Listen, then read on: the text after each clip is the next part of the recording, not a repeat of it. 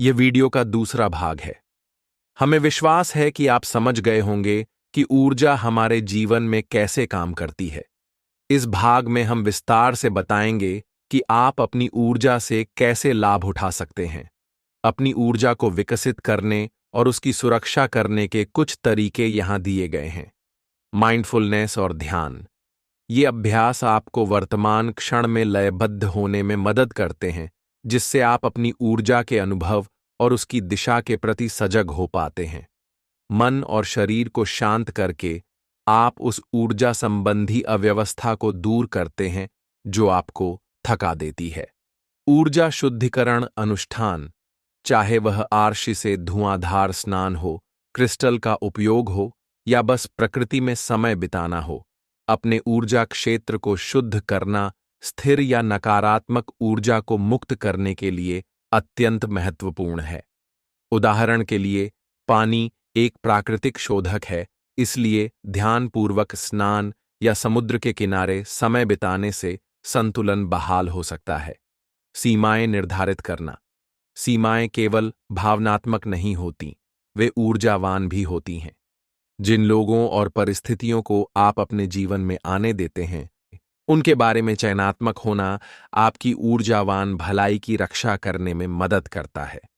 ऊर्जा क्षीण करने वाली परिस्थितियों को ना कहना सीखना आपकी कंपन आवृत्ति को संरक्षित रखता है। कृतज्ञता और करुणा का अभ्यास। जब आप कृतज्ञता और करुणा का विकास करते हैं, तो आप स्वाभाविक रूप से अपनी ऊर्जा को बढ़ाते हैं।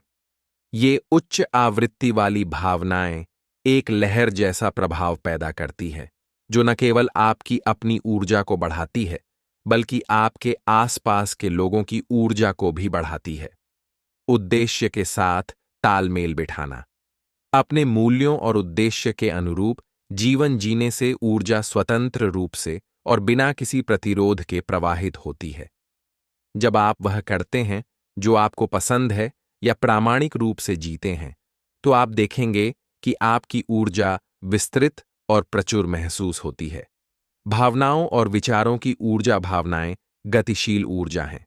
आपके द्वारा अनुभव की जाने वाली प्रत्येक भावना का अपना एक विशिष्ट कंपन होता है, और समय के साथ ये भावनाएं आपकी ऊर्जावान अवस्था को आकार देती हैं।